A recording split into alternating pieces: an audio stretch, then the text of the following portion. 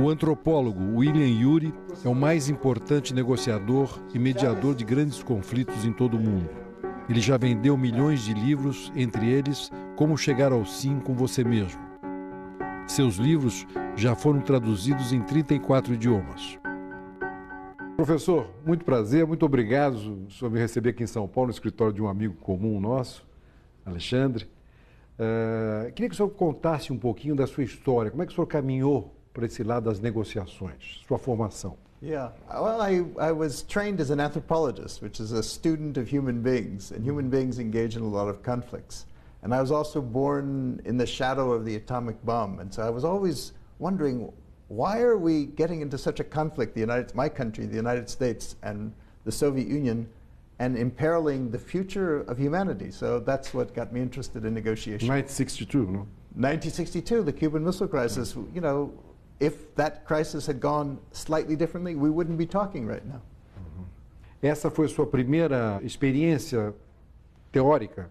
Well, it woke me up, but then I had the privilege, I worked for many years during the 1980s, helping the United States and the Soviet government build what are called nuclear risk reduction centers, which are places where you can communicate to avoid a war by accident, by mistake. And one of the things we studied was the Cuban Missile Crisis, and we brought met people who were the surviving participants in the Cuban crisis in Moscow together in 1989. People like Robert McNamara, McGeorge Bundy, Andrei Gromyko, Anatoly Dobrinin, and asked what really Eles happened. estavam todos envolvidos? Todos. All the way around the table, we had them together to ask what really happened. How did we survive? E o que aconteceu?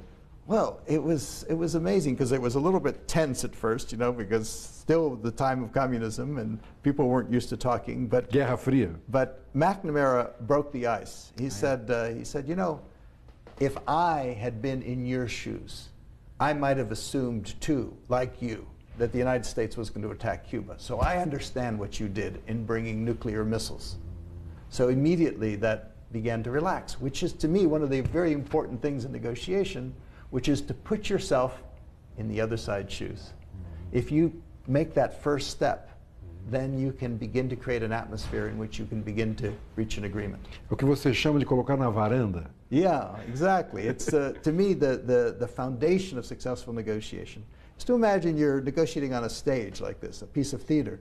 Part of your mind goes to a mental or an emotional balcony, which is a place of calm, of perspective, of clarity, where you can see the picture and you can remember what is most important to you. Voltando à questão de mísseis de Cuba, quem foi mais importante, o Khrushchev ou o Kennedy nessa? You know, each was so important. If we'd had a president like, I don't know, Trump, you know, we would that would be it. But Kennedy was acutely aware. He had just read a history of how World War I had begun and how no one really wanted that war, but the war happened. And so he was very sensitive to how things might happen. And Khrushchev had been in World War II. And he wrote a personal letter to Kennedy during the crisis in which he said, I've seen the guns, the tanks roll in my lifetime. And he said it's like a knot. He gave this analogy. It's like a knot, and there's a rope, and there's a knot in the rope. And we're now pulling on it, and at some point, the only way we can cut it is with a sword of war. So they were speaking to each other, and they were both trying to find a way out of this crisis. And it was only by luck, really, and good statesmanship by both men, that we were able to survive. Você acha que esse foi o momento mais delicado da história? Yes, without question. That was the moment in which, you know, there were little accidents like during the midst of the crisis, an American plane was flying over Cuba to take photos, and the Russians shot a missile and shot it down. The pilot was killed, and the Americans were all prepared to invade Cuba at that point. And we thought that in the United States, in Washington, they thought, oh, that was a deliberate decision by Khrushchev. But no, we talked to the general, and he just saw the plane on his radar screen. He was in Cuba for 2 minutes, and he just decided by himself to do it. But that almost started the war. Professor, o que é a arte da negociação? The art of negotiation to me is, what's negotiation? It's something actually, it's something that we do, everyone does all the time. We're all negotiators. We may not realize it. It's simply back and forth communication like we're doing right now, except we're trying to reach some kind of agreement. And in that simple sense, we're negotiating with our children, with our spouses, with our friends, with our partners, our colleagues, our bosses, our employees. When I ask people how much they negotiate in that sense, they say, oh, half my time I'm negotiating. Nesses dias tem um artigo na Folha de São Paulo falando que o Trump, se eleito, será mais perigoso que o Estado Islâmico. Interesting. Well, you know, I mean, the thing is, in one sense, it's true because he has, if he became president of the United States, he's the president of the most powerful nation on the planet. ISIS, however difficult it is and however dangerous it is a few tens of thousands of people, but the United States could do a lot more in the hands of the wrong person. Eu sei que você chegou da Suíça há pouco tempo e conversou com muita gente sírios sobre essa questão do Estado Islâmico. Essa é uma questão praticamente inegociável hoje, né? It is, but it is and it isn't, because first of all, we have to negotiate to build a coalition to defeat ISIS, to deal with ISIS. And we also have to apply the same principles of negotiation to ISIS. We have to understand, why are they attracting tens of thousands of young people to their cause? If we don't put ourselves in their shoes, understand what the attraction is, we're never going to be able to combat the phenomenon. Eles têm um produto, né? Um produto. Yeah. They have a product, they're marketing it through the internet. They're very savvy at social media. And we need to have a counter product. What can attract people? What can give young people the sense of meaning, the sense of making a better world that ISIS is appealing to? Quais são os grandes, na sua opinião, negociadores da história? Mandela, certamente? Mandela, for sure. I had a privilege of going to South Africa. I met Mandela at one point, and I watched a situation where here was a man, he was put in jail for 27 years. What was the first thing he did when he was in jail? The first thing he did was he learned the language of his enemy. Afrikaans. He studied their history. He learned about them. He learned about their sufferings, their story. And that equipped him to be a better negotiator. He went to the balcony. In fact, he even says in his autobiography, he learned how to negotiate with himself first. He learned how to deal with it because he was quick to react. He'd been a boxer. So he was quick to react. He learned how to manage himself, to me, which is the key to success in negotiation. If we can't influence ourselves first, how can we possibly influence someone else? Falando um pouco assim dos grandes, né? Stalin, Roosevelt e Churchill. Okay, so Stalin was not much of a negotiator. No. He was a dictator. Yeah. You know, he just ruled by power. But naquele momento, né? Yeah, but in that moment, absolutely. Yeah. After during World War II, people who would never ever have even sat in the same room together were able to create a coalition to defeat Hitler, and then to try and build a world and the United Nations, the world that we inherit today. So in that sense, it was a very successful negotiation. Roosevelt had the long-term perspective. Churchill did too. But they were able to go to the balcony. That was the key. They were able to think not just of the next year, but think of the next generation or two generations and think, how is the world going to deal with its conflicts? And as difficult as we have it now, it was much worse back then. That's the thing. I mean, right now, there's a lot of fear in the world and even a lot of anger. But I think back to the Cold War, like the Cuban Missile Crisis. Even as dangerous as ISIS is, it's nothing compared to the Cuban Missile Crisis, which is when, you know, all of humanity might have perished. So we have to kind of, again, put things in perspective and realize that there's hope, we can do this. It takes negotiation, it takes cooperation, and that's the great challenge facing us today. Você falou em colocar em perspectiva, eu me lembrei do Schoenlein com Kissinger, sobre a Revolução Francesa. 200 anos é muito pouco tempo ainda. That's it. That's it. We need to have that long-term perspective. Exatamente. Você esteve há pouco tempo na Colômbia. Você ajudou naquelas negociações entre as Farc e o governo. Como foi? Well, I've been involved. President Santos asked me to come to Colombia 5 years ago to advise him about how to even begin the process of how do you put an end to a 50-year civil war. And at that point, people thought there's a 2% chance, a 3% chance, because there'd been many attempts, all failed. What we tried to do was try to figure out how, this is one of the keys in negotiation, how do you build the other side a golden bridge? How do you make it as easy as possible for them to come and make a peace agreement, leave aside their weapons? And so what we did was we designed an agenda based on an understanding of their interests. We knew that they weren't just going to surrender, because after 50 years, what are they going to say to their troops? Oh, it's all over. They have to have some sense of honor and dignity. What they had fought for was land, injustice in land, inequality in land. So we began with the issue of land reform. We offered them the possibility of participating in politics so that they can try to advance their agenda through democratic means. And so we designed a little agenda. We then had secret talks in Havana for 6 months to see if we could agree on the formula. And once that was agreement, then Santos made those public, and now we're in the last month or two of reaching a final agreement. And it's an amazing history-making opportunity, because it's the end of a 50-year war, over 200,000 dead, 6 million internally displaced victims, and there's been a lot of innovations in the process, innovations in transitional justice, innovations in victim rights, innovations in the role of women. But the amazing thing too is it's the end of the last armed conflict in the entire hemisphere.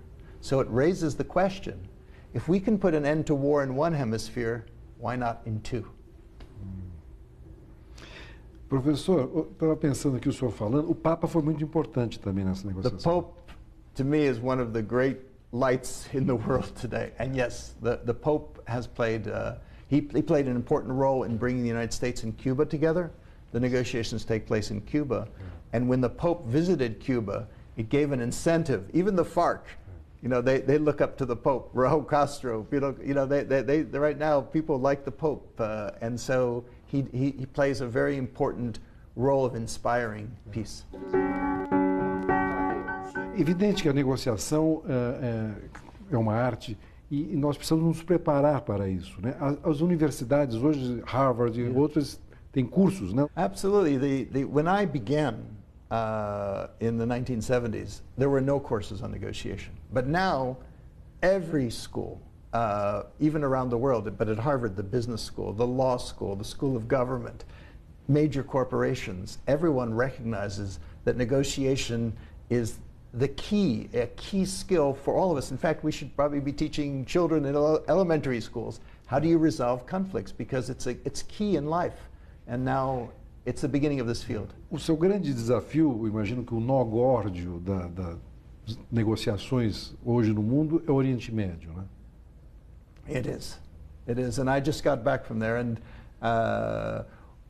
one of the things is to me the Middle East is going through a huge change right now, a tectonic change, maybe the change, the first massive change like in 100 years of reorganizing even borders, thinking of how but the question is, how is everyone going to live together? And one of my passions is a project that I started 10 years ago, which is to create a kind of Santiago de Compostela in the Middle East called the Camino de Abraham, the Abraham path. And it's a long distance route that goes across the whole Middle East that ties the entire Middle East together around an ancient story that binds the Middle East together, which is the story of Abraham, or Ibrahim, who signifies what people in the Middle East are most proud of, which is their tradition of hospitality. He had his tent open in all four directions. Para cristãos, muçulmanos e judeus, né? Absolutely, for everyone. It's really for everyone. And to me, the future of the Middle East, long term, is either terrorism or tourism.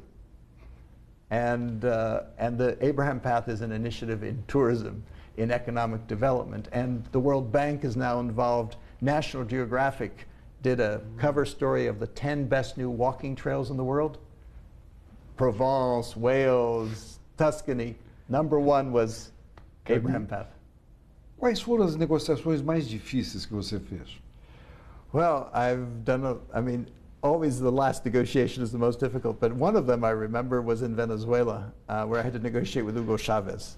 And Personagem, né? yeah, he really was. And I was invited by the United Nations because it was a time when there were 1 million people on the streets of Caracas demanding the resignation of Chavez, and 1 million people supporting him, and people were worried there would be violence and maybe even civil war.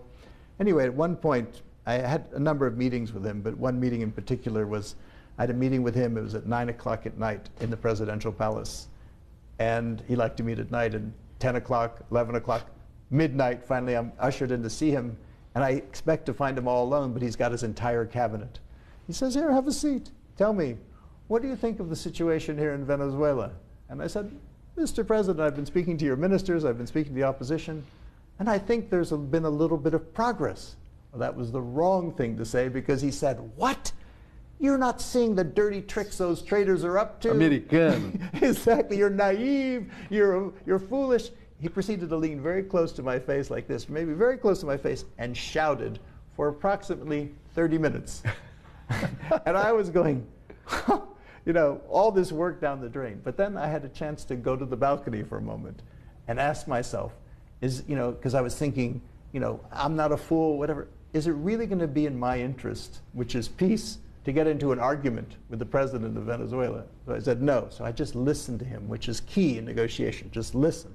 So I just listened for 30 minutes, nodding my head. And after 30 minutes, I watched his shoulders sink a little bit. And so he said to me in a very weary tone of voice, so Ury, what should I do? That's the sound of a human mind opening. That's when he was a little bit ready to hear something. Before that, he was just angry. And so I said, Mr. President, I think the entire country needs to go to the balcony, because after all, last Christmas, it was just before Christmas, all the festivities were canceled because of the crisis. Why don't just declare a tregua, a truce, give everyone a truce for 3 weeks? He said, that's an excellent idea. I'm going to propose that in my next speech. His mood had entirely shifted, and he said, over Christmas, I want you to come with me and travel around the country. And then he thought for a moment, he said, but you're a mediator, maybe that wouldn't be so good to always be seen in my company. But no problem, I'll give you a disguise.